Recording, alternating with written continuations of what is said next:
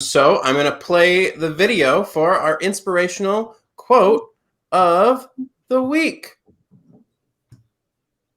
So I would like to share with you just 3 cardinal rules of my ability and longevity. 1, surround yourself with people whose eyes light up when they see you coming. 2, slowly is the fastest way to get to where you want to be. And 3, the top of one mountain is the bottom of the next, so keep climbing. And that is our quote of the week. Wow, who was that? That was Andre DeShields. That was when he won the Tony for Best Supporting Actor in a Musical for Hadestown. He played Hermes in that production. From what I've heard of it, it is fantastic, and you should check it out. It's a great blues musical, fantastic music, fantastic score, and very well done by him. And very well done by him. His quote was, surround yourself by people whose eyes light up when you come in the room. So look, guys, am I doing it? Hey, Brandon, Kat, it's good to see you on Zoom. It's good. Right? And slowly is the best way to get to where you want to be. And I think all 3 of us have really experienced the hardships of the grind. And like, we've all had our doubts, we've all had our struggles, but we keep pushing through. Kat, especially you with the coma, and like, you've pushed through that. You've gotten back to where you were before, and like, you're better than that. You're better than you were before it all happened. If I'm not speaking for you. No, I mean, I think so. I think life experience builds character and gives you a good perspective and grounds you and makes you more grateful and appreciative. So for sure. Slow and steady wins the race. And it's that age-old quote of the 20-year overnight success, or Malcolm Gladwell's 10,000 hours to become an outlier. It's everyone puts in the time. Yeah, there's this flash in the pan, but really it's set a 20-year plan and then just go to work. So I think it's a combination of that long-term patience plus as much massive action, like full commitment, take classes, do all the networking, do all the things, take voice, take movement, watch movies, read movies, talk about movies, like do all the things you can possibly do, but also have the patience to just trust that your life's going to work out long-term. Yeah, like maybe you have to meet destiny halfway. Right. Yeah. And with the third one, I really love the imagery of the top of one mountain is the bottom of the next. So keep climbing and like keep pushing yourself to do better, to keep trying new things, to take a yoga class and try that, or become a Zumba instructor like Kat is, or try stand up, or try so many different things to keep yourself motivated and keep yourself pushing to that next level, because you can achieve that. I'm actually really glad you said sorry to cut you off. No, go ahead.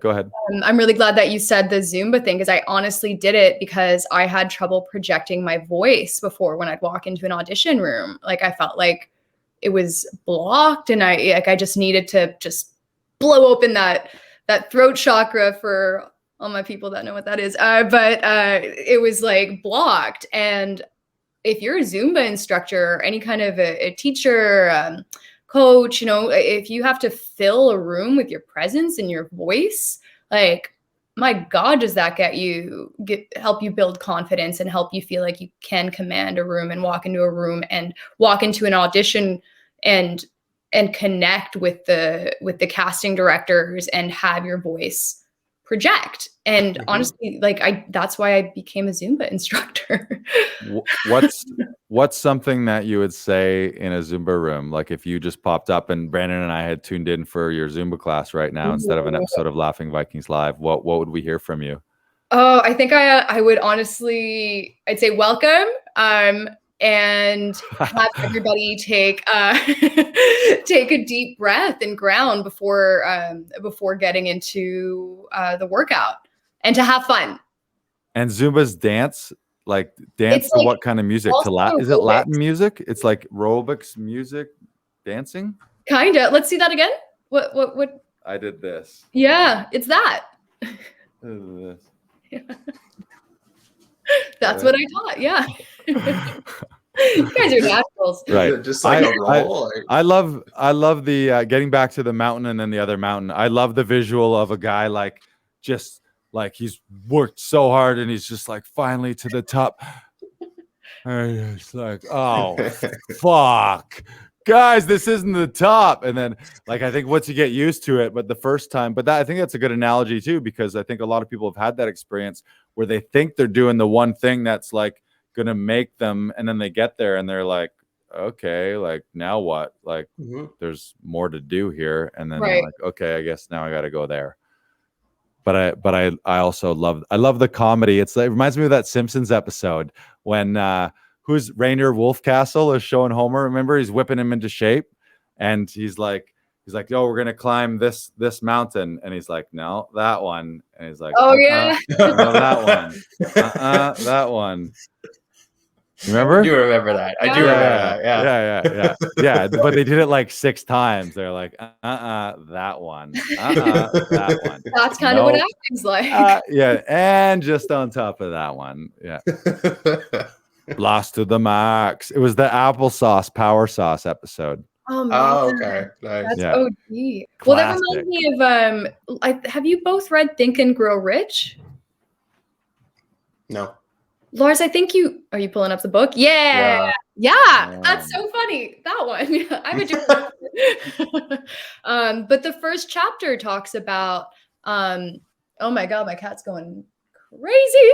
The first chapter talks about the real life story of a man who bought a gold mine, and he dipped all of his savings, all of his family savings. He dedicated his life's work to finding the gold in this mine, and he went bankrupt. And it's like he kind of like destroyed his life, it seems, in the attempt to try to get to this gold. And then he's like, that's it, I can't do it anymore, I give up. And he sold it. And then the person that bought the mine within like a week or something struck gold.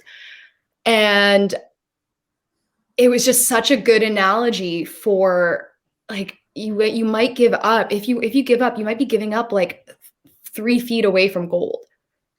Like, don't give up. If you know there's gold there, if you believe in the gold, like keep on mining. And then he actually eventually ended up it was a happy ending for both, because he ended up becoming a multimillionaire in another way. It was just always his destiny, I guess. But he had to share his story with the world because he was just a few feet away from gold, and he sold the gold mine. If you're an actor and you know you're an actor and you know that's your destiny and it's what makes you happier than anything else in the world, don't give up before you strike your gold.